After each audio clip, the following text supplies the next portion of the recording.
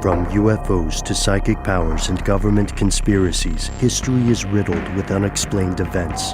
You can turn back now or learn the stuff they don't want you to know. A production of iHeartRadio.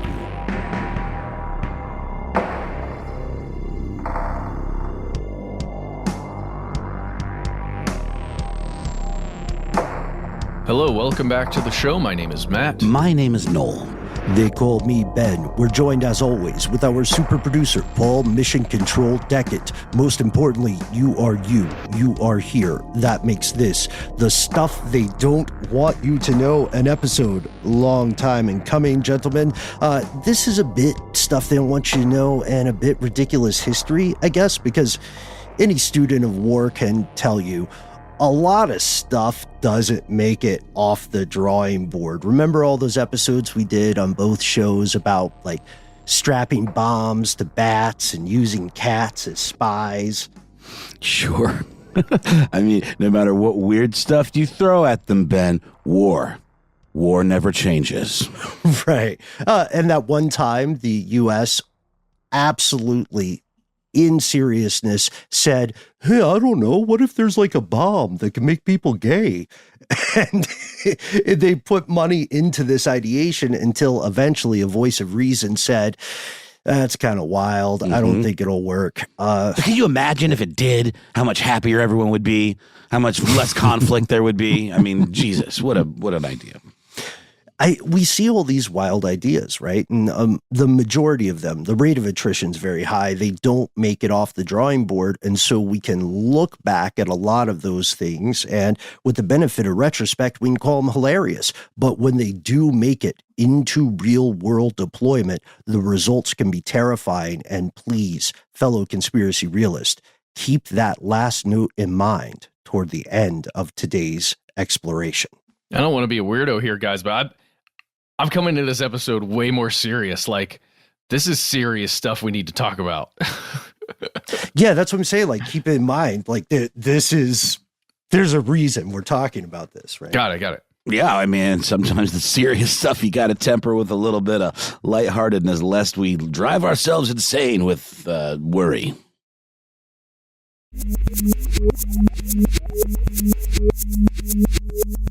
Here are the facts. You know, for most of its recent history, the United States has been in a really weird adversarial relationship with its nearby sovereign nation, Cuba. This wasn't always the case. The U.S. used to have a huge crush on Cuba, and I would argue still sort of does, but it's like an incel level love-hate thing. Oof. Well, back in the day, they loved the money. The United States loved the money they could make off of Cuba and Cubans. Mm-hmm. Yeah, there's a reason. Cuba is the largest island in the entirety of the Caribbean. It's perfect for cultivating historically profitable crops. One great quote to illustrate this, founding father Thomas Jefferson once called Cuba the most interesting addition which could ever be made to our system of states. But they couldn't get it. The Spanish controlled Cuba since the days of Columbus. Geopolitical version of crushing on a person who's already in a terrible relationship.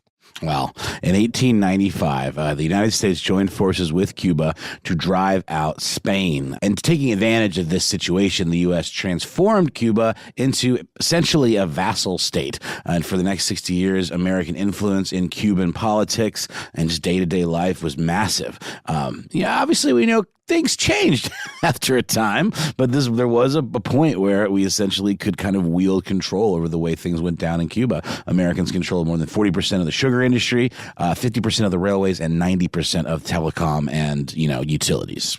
Yeah, and there was also a crap ton of black market gambling and all kinds of underground stuff that was run by, let's say, heavily American-influenced mafia-style groups. They do show up later in tonight's episode, and I think the way they're referred to is a certain demographic of aristocratic businessmen in Miami. Well, because it was a destination place for wealthy people to go spend some money and do some things they're not really supposed to do away from home. A lot of trafficking as well, sex trafficking, drug trafficking, etc. And most Cuban nationals in this time were landless, were poor, were oppressed. From the U.S. perspective, this is great. And the U.S. for a while is saying, we get on fantastically with Cuba. And then kind of a one-sided relationship, though, I would argue. Yeah. Except for the people in the upper echelons, the owners of businesses and those kinds of things. A certain demographic of aristocratic businessmen now relocated to Miami and points abroad. Things don't go well for the U.S. because in 1959, a real up-and-comer named Fidel Castro seizes power, and the powers that be previously, I guess we should say the powers that were, hated this Castro guy. He ruined this abusive relationship. The U.S. was making tons of money exploiting the Cuban public and practicing resource extraction. And worse come to worse for Uncle Sam, along with Fidel Castro, eventually comes the Soviets. So in 1959, kind of riding high off of the big win in World War II, the Russians were the number one threat to the United States' dream of kind of getting their arms around the entire globe, hegemonically speaking. Mm-hmm. Yeah, peak Cold War stuff. Sorry, by the way, the big win for World War II came from the United States, not from the Russians. I hope I didn't sound convoluted. The Russians won. They paid a much higher toll, but they won. That's true. Yeah, the Allies were victorious, I suppose, in that. But it is just, we got to remember the atomic bomb happened, in between these years. This is, as you said, Ben, real Cold War stuff. The tensions were crazy high, and the ideological solidification was like at its peak. Yeah, let's define ideology in a way we haven't quite yet in the history of this show. And for our purposes, this is the best definition.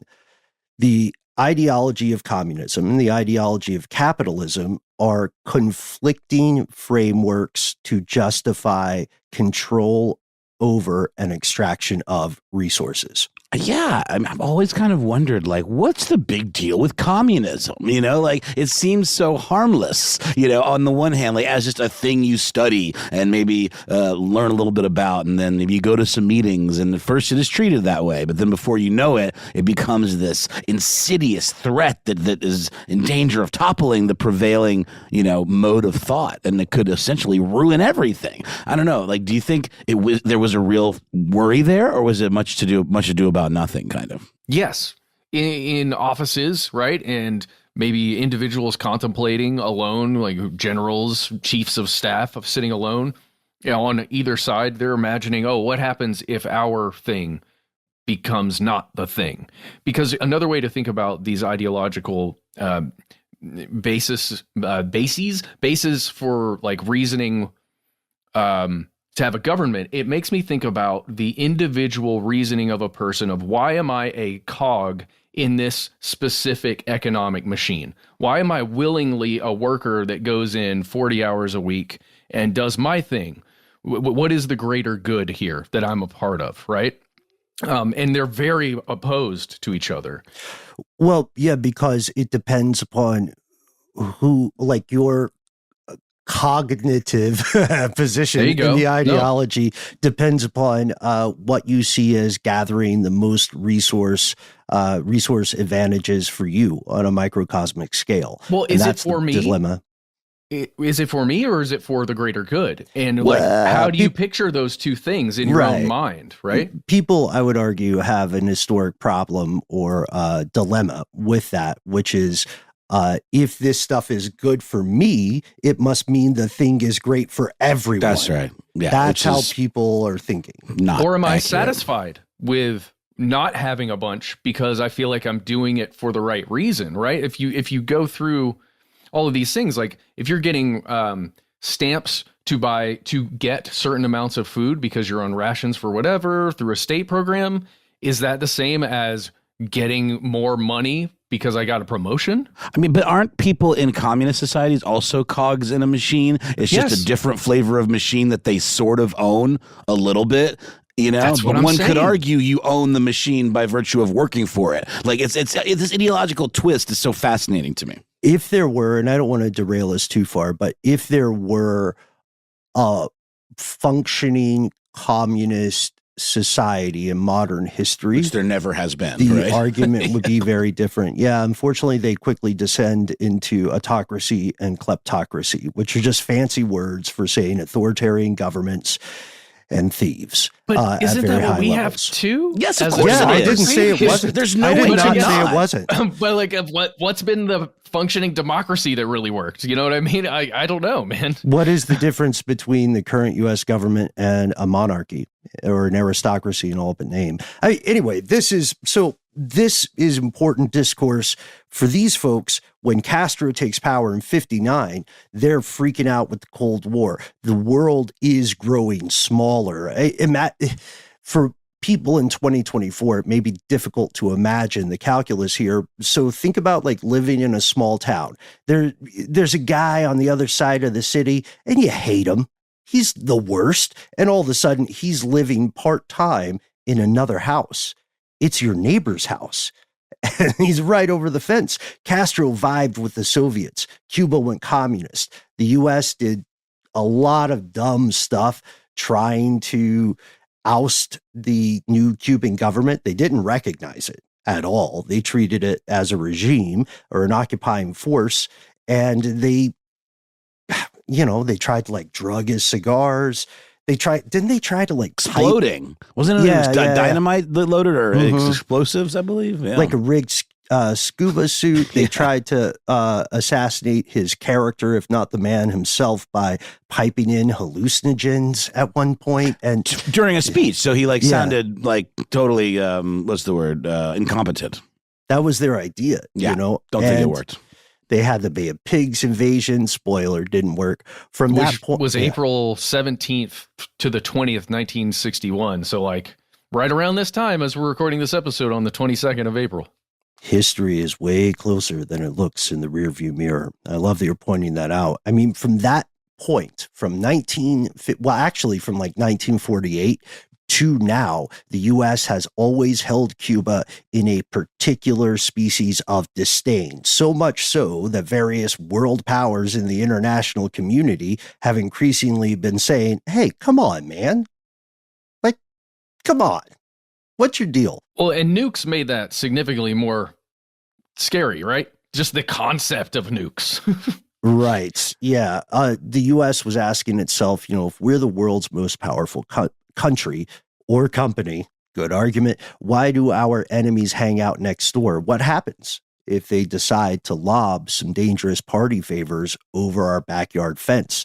This is, Matt, I think you're also referring in specific to the Cuban Missile Crisis, when the U.S. was convinced with serious validity that the USSR would deploy nuclear weapons stationed in Cuba. And at that point, during the missile crisis, the U.S. had no way to prevent disaster.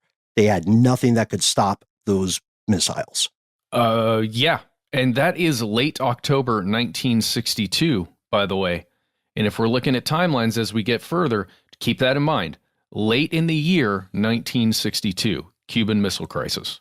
Mm-hmm. And the Cuban Revolution did succeed.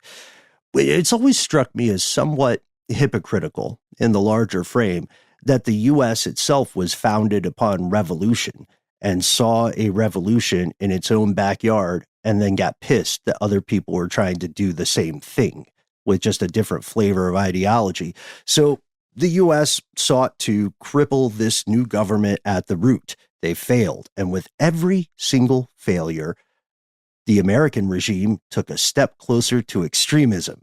And through that extremism, they reached conspiracy. And this is why we're recording tonight. We're asking, what was Operation Northwoods? Why should we remember it now? And what does it mean for the future? We'll tell you after a word from our sponsors. Let's all duck under our public school desk.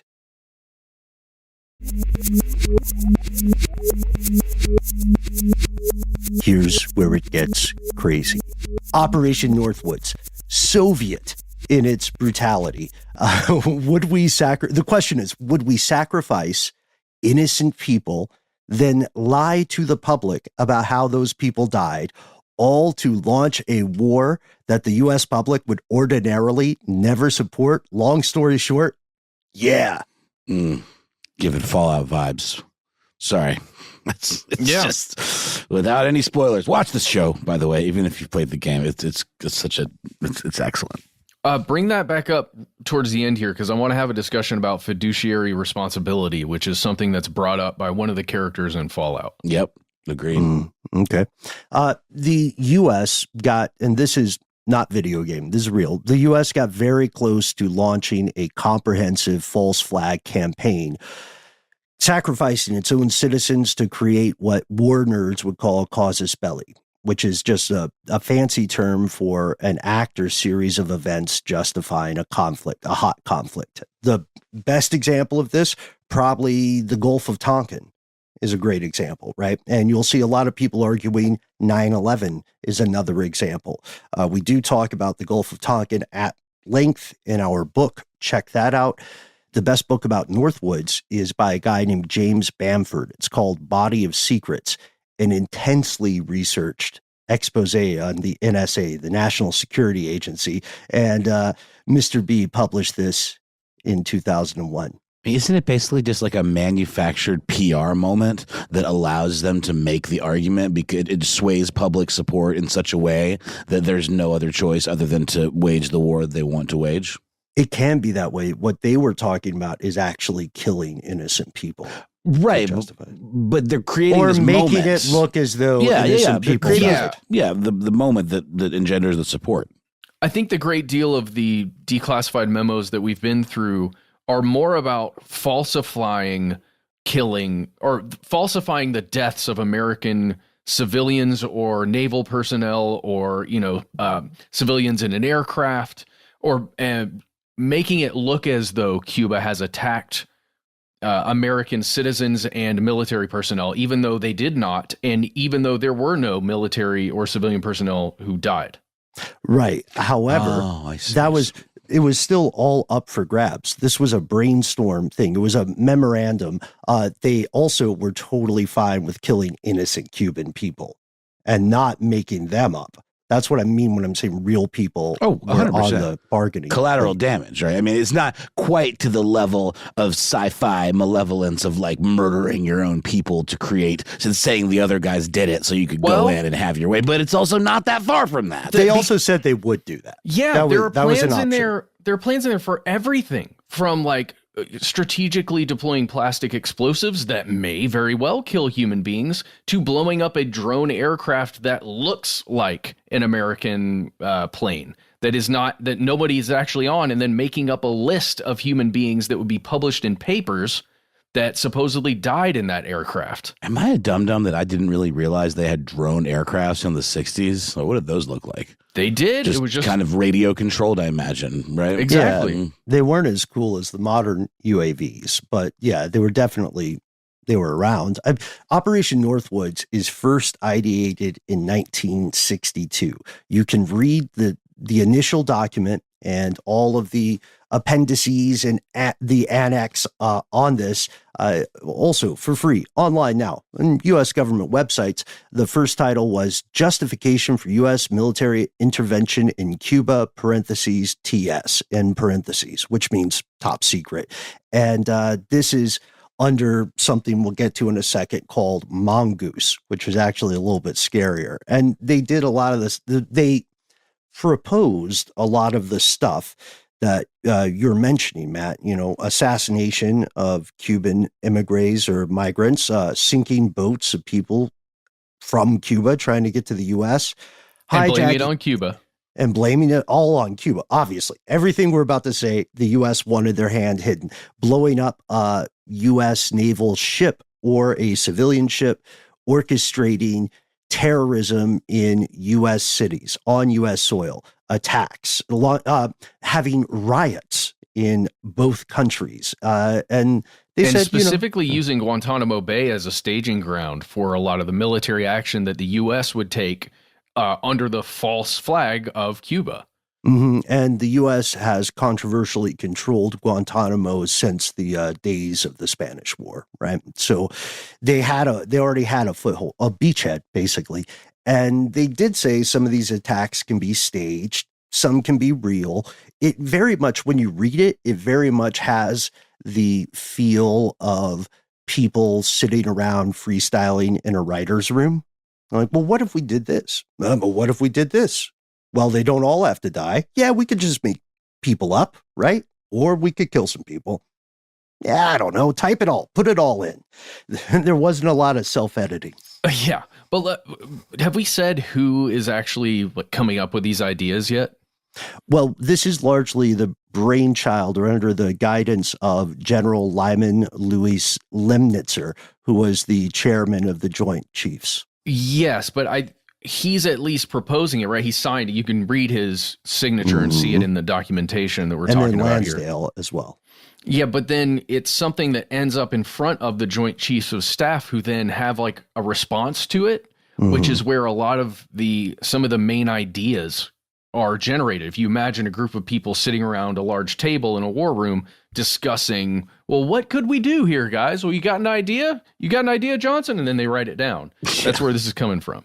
Yeah, that's what I like. The green light committee. Yeah, 100%. That's what it is, because it's movie level stuff. Some of the I think Matt is just flabbergasted by how accurate that assessment is, because it's just a remarkably banal kind of thing. It's a little casual, right? Oh, it's a little bit casual. And it's insane. We talk about hijacking planes. This is April or March 1962. This is early in the year 1962. They're sitting around talking about hijacking planes and falsely showing that a plane got lost or shot down. A plane full of like college students, right, that are going on vacation gets shot down over Cuba. But it's not actually a plane full of college students. It's again one of these remote planes. But then in the papers there'd be a list of all these students, so that the American public would go, "Oh my God, Cuba shot down a bunch of college kids.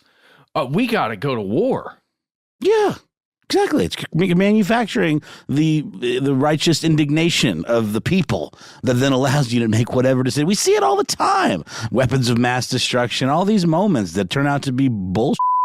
It's just to sway the public and get them to not complain because everyone's just trying to defend their political base.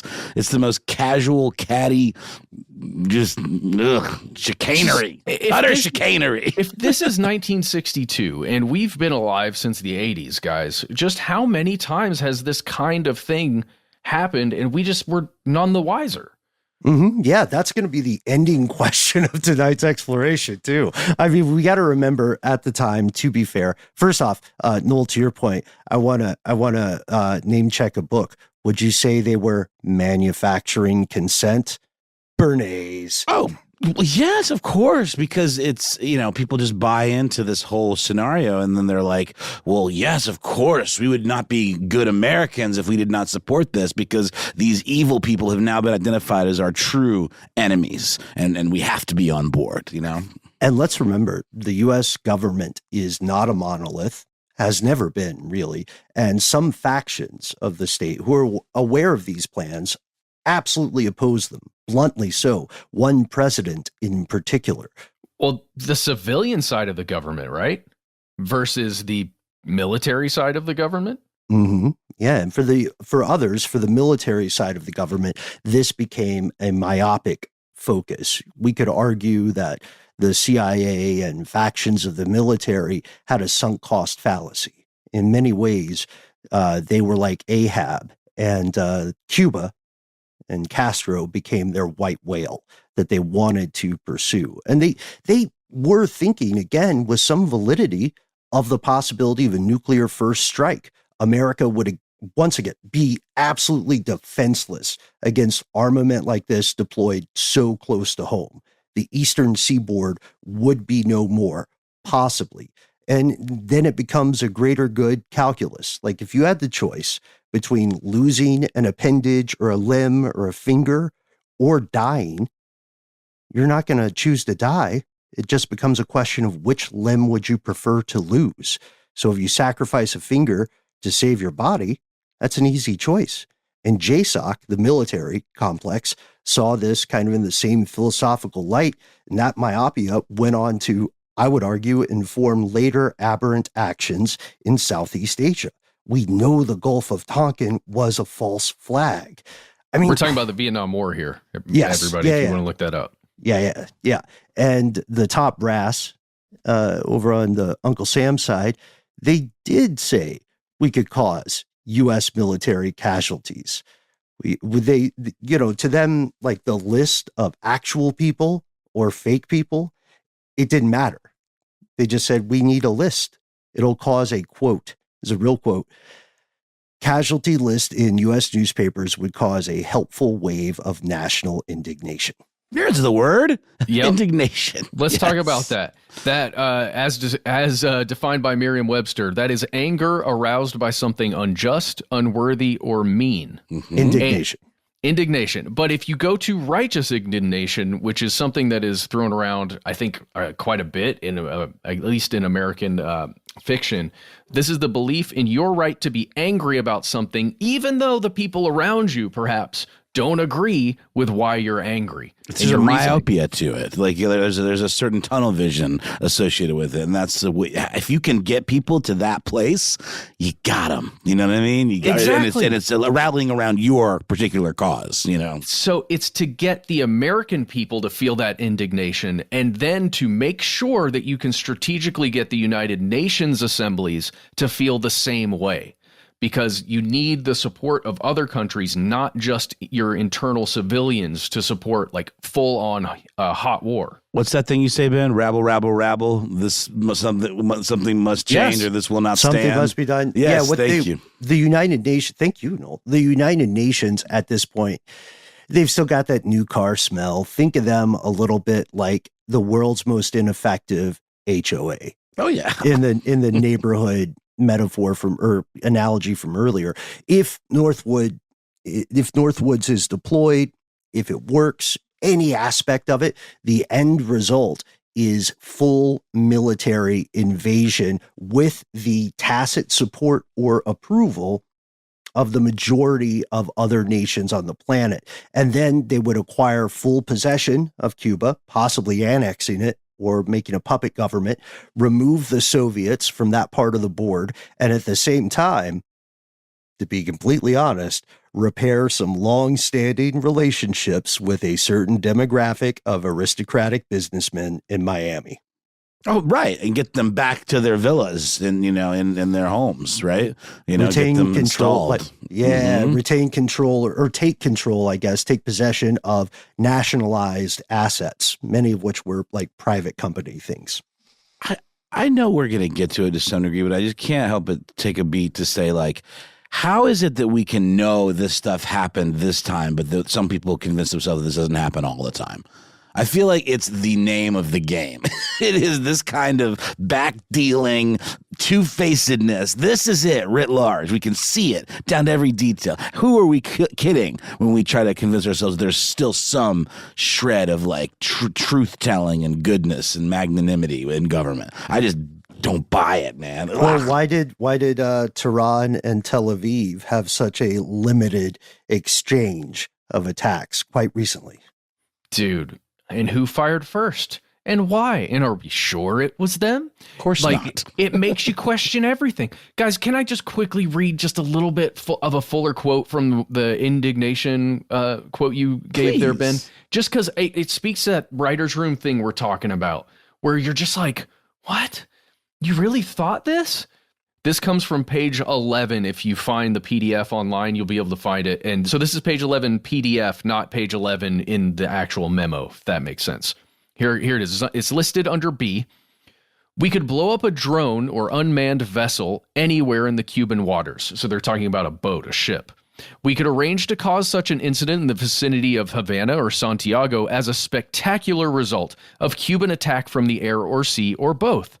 The presence of Cuban planes or ships merely investigating the intent of the vessel could be fairly compelling evidence that the ship was taken under attack. The nearness to Havana or Santiago would add credibility, especially to those people that might have heard the blast or have seen the fires. Or lost a family member. Well, again, this is an unmanned drone ship that they're talking about. So nobody would have. Well, but that's what they're saying. That's in this theoretical idea, it's just a ship that serves as the fire and the thing that then Cuban actual planes are like, what the hell's going on over here? And those planes are the evidence that Cuba was involved. That's what they're saying. It says the U.S. could follow up with an air-sea rescue operation, again, to save the fake people, covered by U.S. fighters to, quote, evacuate remaining members of the non-existent crew. Casualty lists in U.S. newspapers, that's where it goes to your quote, would give that indignation. So it's fake people that would cause the American public to revolt. Again, they are considering fabricating a manifest, right? Fabricating identities, but they're also, to be clear, super cool with killing Americans if they have to. Oh yeah. The first one, like the A, that was B. A is just, we just blow up a ship in Guantanamo. Right. They were just spitballing here, guys, And just one more quick thing here from page 11. This is title 11 or heading 11. It says, one idea is to, quote, sink ship near harbor entrance. This is near Guantanamo Bay. Conduct funerals for mock victims. That just is insane to me that they would have full funerals as like a film production or something. Well, you got to follow through with the grift. Yeah. And also, let's note another word, since we're doing a little etymology today. In the B part that you shared, Matt, they use the phrase spectacular. Yeah. Spectacular is meant to be theatrical. That's what it means, right? So they want it to be seen. And it might surprise some of us, American patriots in particular, to learn this was the extension of a larger, ongoing, older conspiracy, something in the halls of Langley in D.C. that was referred to as the Cuban Project. It had another name, Operation Mongoose. And the etymology. Okay, Operation Mongoose, very unclean thing. It comes from the historic rivalry and conflict between the mongoose and the cobra. They're natural enemies, and the mongoose relies on a microcosmic version of asymmetrical warfare to kill the cobra, because it can't bite like a cobra. It uses agility, speed, and unexpected vectors of attack to compromise the snake, but it doesn't just run full steam at its opponent. Its feints and its false moves, and above all, its timing of these motions, are all meant to drain the snake of energy and resources. So Mongoose echoes the lessons of the natural world. One of the big things they want to do is remove or force the Cuban government to expend resources. They want to drain it of its ability to fight. They want to remove offensive capability and make it focus, whatever armament or manpower it has on defensive capabilities. And they also want the Boffins on the Cuban side and the Soviet side to spend most of their time thinking about how to correct the narrative. Oh, right? Yeah. It's like a really good boxer, right? You you're teaching your opponent to respond to the way your shoulder moves. Your left shoulder moves at a certain angle, right? When you're preparing to throw a jab or a cross or something. And once your opponent is aware of that and is reacting to that shoulder movement, you do something different with your shoulder, right? Or you feign that move with your shoulder and you throw a different strike. And it is so, sorry guys, I'm getting a little lost here, but it's so interesting the way this played out then with the USSR, because they're not just going after Cuba, right? They're going after communists. I'm putting that in quotes, or the Soviets in general at this time. Like as a concept, which we know it's really hard to kill a concept. Well, and I would say overall, I think this strategy is kind of what worked, right? If we pull out a little bit, we look at the fall of the USSR and we look at what occurred there and expending resources in places like Afghanistan, like it kind of worked, right? Mm-hmm. Yeah. And we also, we've got to give an honorable mention or dishonorable mention to the University of Miami because they were deep with something called JM Wave, which is sort of the operation station or origin point for a lot of this stuff if it were to be enacted. This was under the ownership of USAF General Edward Lansdale and then a guy named William King Harvey out of the agency, the CIA. They were the sunk cost fallacy dudes, or some of them in this story, because they lost the Bay of Pigs invasion. That was just poorly, from a production standpoint, it was not a good series of operations. They wanted blood. They wanted Castro gone. They had made certain promises regarding the economic state of the Caribbean and Cuba in particular. They wanted stuff to go back to the resource extraction of yore. You know, if we want to be cliche about it, they're omelet guys. They like omelets, which means they're on board with breaking eggs. Well, according to JM Wave, it's the same people we keep talking about. We just brought up that same dude in the last episode, in Sirhan's episode, the guy who was at the Ambassador Hotel. George Ioannidis. These are the same people we talked about with Rob Reiner when we did the Who Killed JFK episode. It's the same crew of Cuban exiles who are working directly with the United States government to carry out operations that carried out the Bay of Pigs and failed in 1961. Then here in 1962, we're talking about doing more stuff like that. 1963, JFK gets assassinated. And allegedly, according to that show, Who Killed JFK, JM Wave, Ioannidis, and all these guys were directly involved in that assassination. And JM Wave, not a person. JM Wave is the station. So Mongoose allows the CIA to conduct asymmetrical terrorist attacks against civilians, against members of the Cuban military and Russian military folks stationed in the area. And they wanted to rack up blood. They wanted to injure the public, compromise the military. Doing all this causes the legitimacy of the government to fall into question, and then force resource allocation, right, in a way that is advantageous to the U.S. Northwoods is just a logical escalation of this strategy. And we have to remember the context, right? We're talking a lot about context. The U.S. has kind of done this already in Guatemala in 1954. You know what I mean? They had several successful test runs of this kind of stuff. And now the question is, if the greater good of our ideology is this important, does it justify putting our own blood in the game to win the larger war?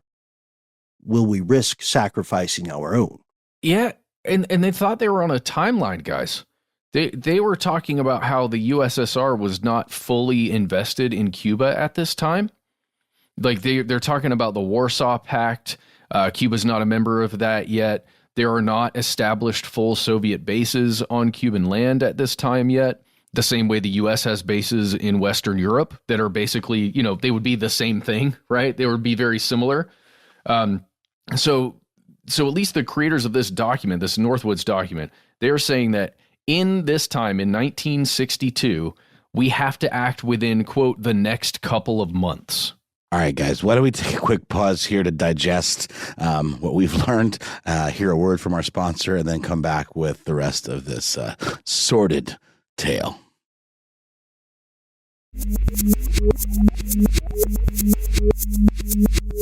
We've returned, and we will never know how Northwoods would have played out. The specific Northwoods, the larger strategy, that's what we've been teasing. We'll get to at the end. JSOC did approve this. They drafted it. They presented it to the Secretary of Defense at the time, Robert McNamara, on March 13th, 1962. It was never officially accepted nor implemented largely because then President John Fitzgerald Kennedy bluntly rejected it, said it was a dumb idea, and maybe not for the reasons we might assume. And also, spoiler, this may have been a factor in his untimely demise. Oh, yeah, that's exactly what I want to talk about. Because, again, going back to the discussion with Rob Reiner, according to him and according to official documentation that's come out, JFK was talking directly to Castro via letters, trying to calm everything down at this time, at this exact time. He's also talking with members of like high-ranked members of the Soviet Union at this time, trying to calm down tensions. And this doesn't seem like a calm down tensions kind of plan, right? This is a raise tensions as high as we can so that we can take full direct action. Yep. Yeah. And the question becomes, how do we know about Northwoods this evening? Why are we talking about it here in 2024? Well, it might surprise a lot of us, a lot of our younger folks in the audience tonight, to learn that the American public was not aware of this in an open way until the late 1990s. Because of declassification, or was it because of a leak, or what happened? In November of 1997, the John F. Kennedy Assassination Records Review Board said, oh, yeah, they released like over 1,500 pages of classified stuff, that some of which was directly related to the assassination, but all of which got collected over time because it was related to Kennedy. And what they found in this vast swath of documents was that, yeah, Northwoods, Uncle Sam thought of killing some of us because they were super pissed at Cuba. They would argue, likely, and by the way, the reason I think that they decided not to attempt this plan was they had a bigger fish to fry, right, in Berlin or in Germany. But they would just say, but we didn't do it. What's the problem? You know, like, kind of? Yeah. we got to look at all the possibilities, guys. I mean, you know, it's a complex world out there. I'm really glad you said that because, we'll see. But you're absolutely right, because in a March 16th, 1962 memo by Lansdale, whom we've mentioned earlier, Kennedy rejects Northwoods out of hand entirely. And I love that you're pointing out Berlin, because he said, look, to the general Lemnitzer, who is kind of the point of the spear here ideologically, he says the tensions growing in Berlin are such that we may not have those 4 divisions that you want to send to Cuba. They might have to go out to the European theater. Oh, and also, General, you're fired. Okay, goodbye. I'm sure I'll get a book deal or something. Oh, well, firing, see, that's the thing. You know, if you cut the point of a spear off, it's still a spear. It's just maybe less very effective. Pointy stick at the very least. Yeah, it's still there. So JSOC continued to follow the ideology. They mapped false flag opportunities against Cuba until at least 1963. The shadow of Mongoose loomed. Well, but Ben, to that point, I have often wondered, like, what does happen when a high up military official behind something like this gets let go? Do they not send a memo to the underlings to stop with that guy's plan? Like, how does that work? Well, these are just plans to be presented to get comments from the rest of the Joint Chiefs of Staff, because I got it. What's his name? Lemnitzer was the chairman of the Joint Chiefs of Staff at the time when this was written. So this is like giving it to everybody else to get their ideas, which then went all the way up to the president and to the who did you say it was? Secretary of Defense. Secretary of Defense to be like, all right, guys, this is our plan. What you think? And they said no. That dude was out then, Lemnitzer. This is just it's a vibe check. That's what it was. That's exactly. You're right. It was a huge vibe check, and they were like, nah, not vibes. Too far. Kennedy said not vibes, and then he got one of the worst vibes a president could get. Yeah, magic bullet. Yeah.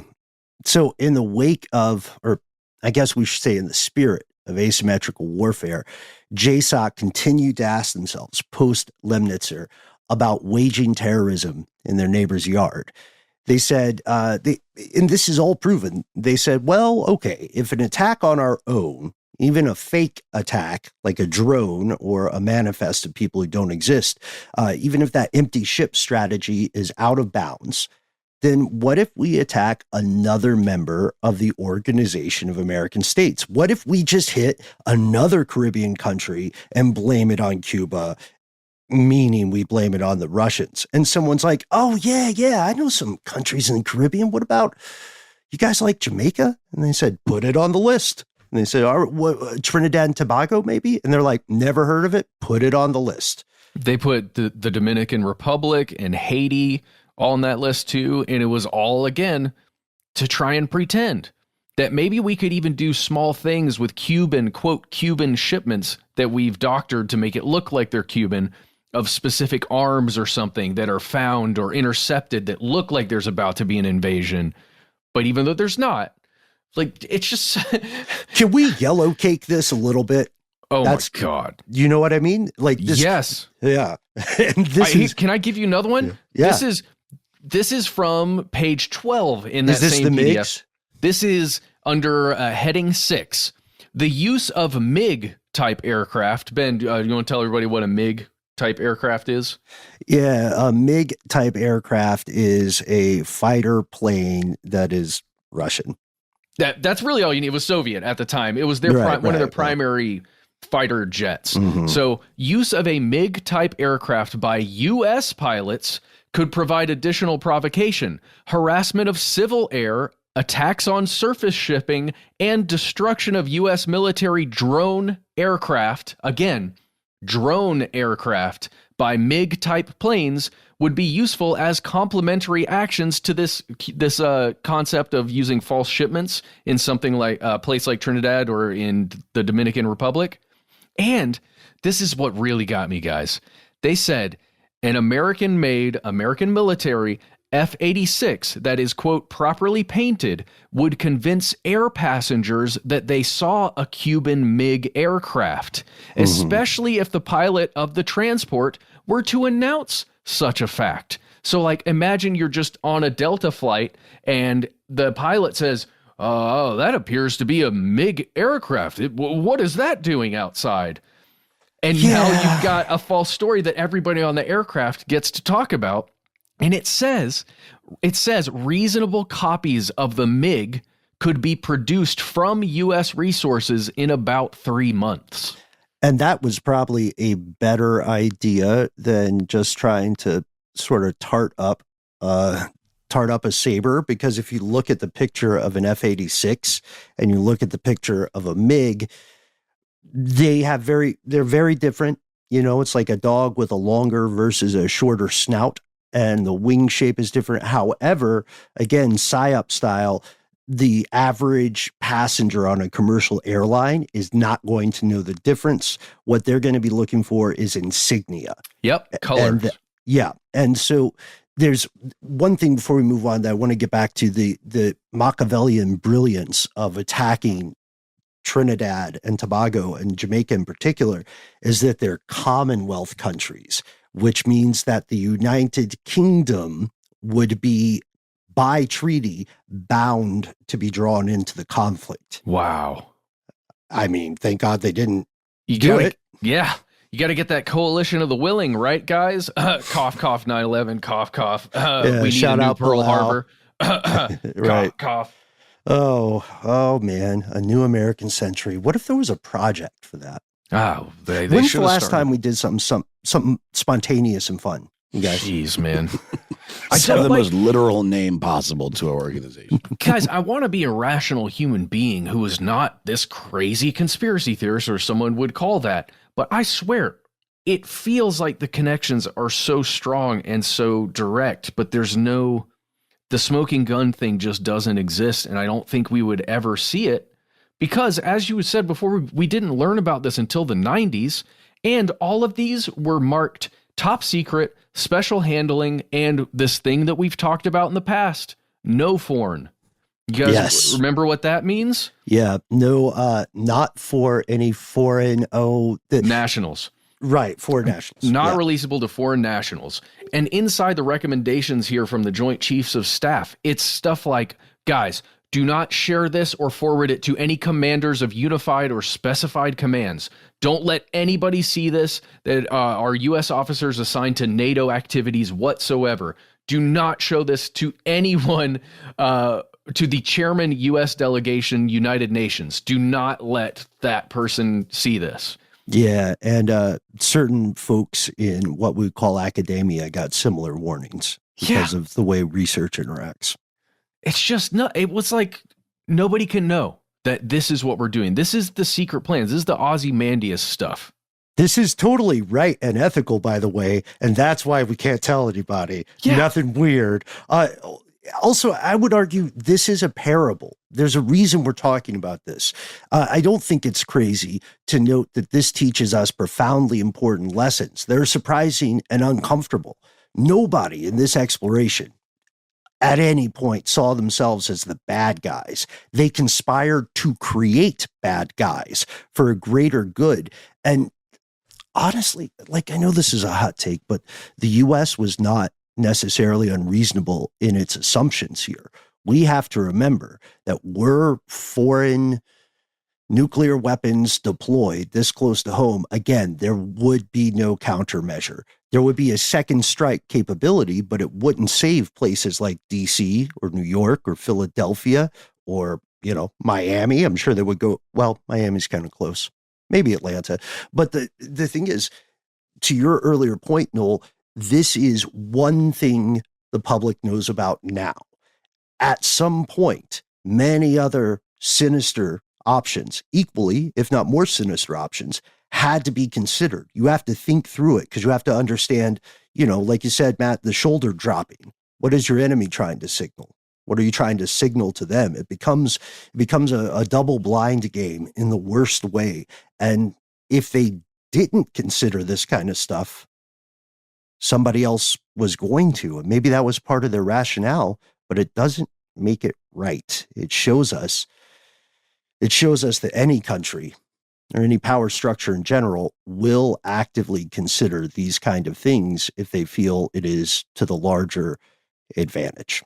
Yeah, but it's the kind of thing that makes, at least me personally, I can't speak for everyone, I can't speak for you guys, it makes me doubt anything that comes after this. Anything that comes after 1962 as like, was that real? No, but everything that came before it. This is just them getting caught. Like, I just feel like this has just been the name of the game as long as governments have governmented, these types of exploits and behind the scenes double deals. Like look at the Romans. I mean, they were double crossing each other left, right, and center. I mean, it's just when you get to a certain level of power and control, corruption just kind of sets in, and like you just want, I don't know, it's bizarre. But let's talk about getting caught. This is 35 years later that we learn about this, right? And which makes it even more galling because they don't even look at it as getting caught. Barely. It's just like, you guys are maybe the wrong people to ask, but when's the last time you had a casual conversation with somebody unrelated to this show about Operation Northwoods? When's the last time you heard about it? Guys, I didn't know about it. This is new. This is very new to me. I mean, it doesn't surprise me, though. I guess what I'm saying is getting caught. They didn't really get caught. It got released and got discussed, a couple of times. They got identified, which is not the same thing as being apprehended nor encountering consequences. There you go. You know what I mean? And this is another thing, too. Like, yes, this is the dirty business of statecraft. It's kind of the reason why you might enjoy a steak and you don't want to watch a documentary about factory farms while you're eating that steak. Or even kill a cow. Right. You're never going to hear a politician running for election on the idea of staging a terrorist attack. It does not matter who the U.S. president is. They're not going to come out and say, hey, guys, stuff with Ukraine and Russia is getting kind of complicated, so we're thinking, we could dress a bunch of people up, in balaclavas and have them run out at a theater or something. You're never going to hear Putin saying, yeah, bomb some apartments in the 90s because, election season.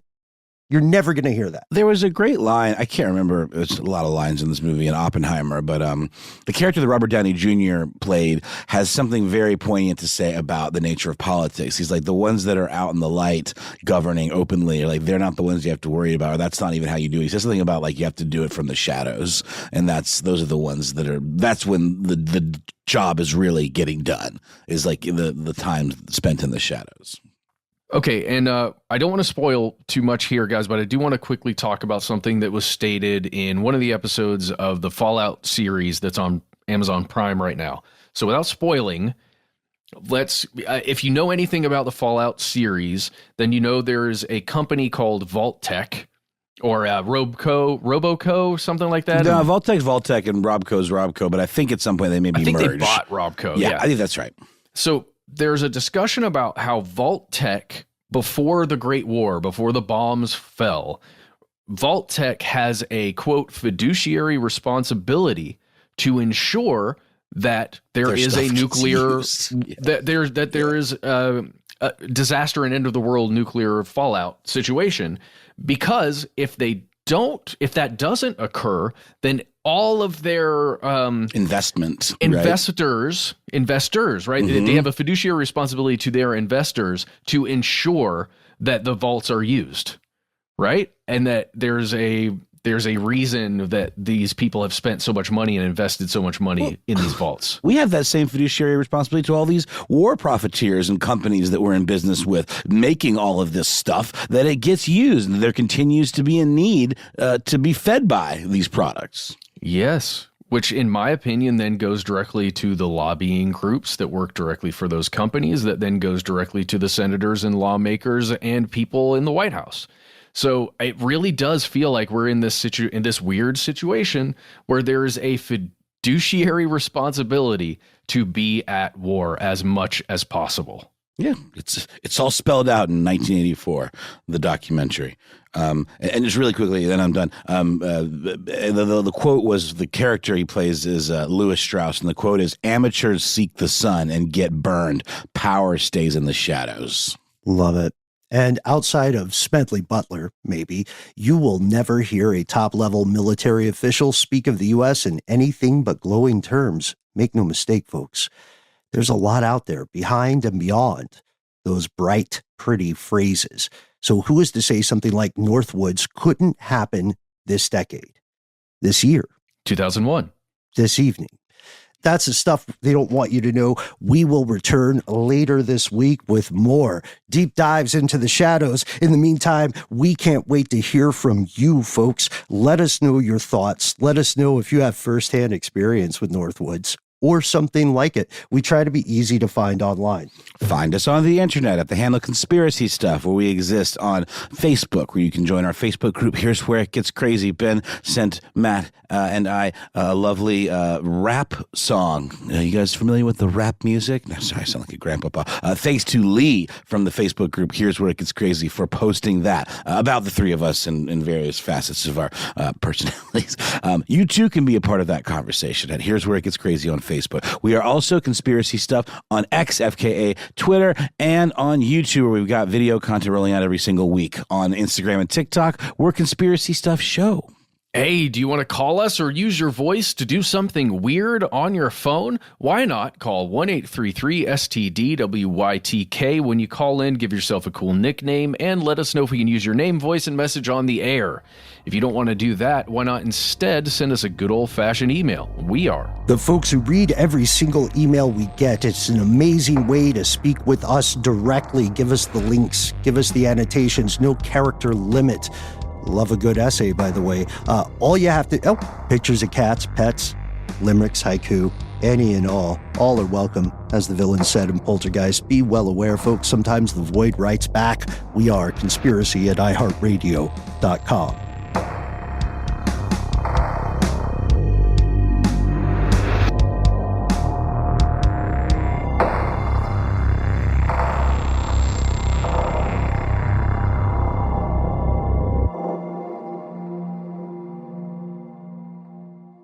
Stuff They Don't Want You to Know is a production of iHeartRadio. For more podcasts from iHeartRadio, visit the iHeartRadio app, Apple Podcasts, or wherever you listen to your favorite shows.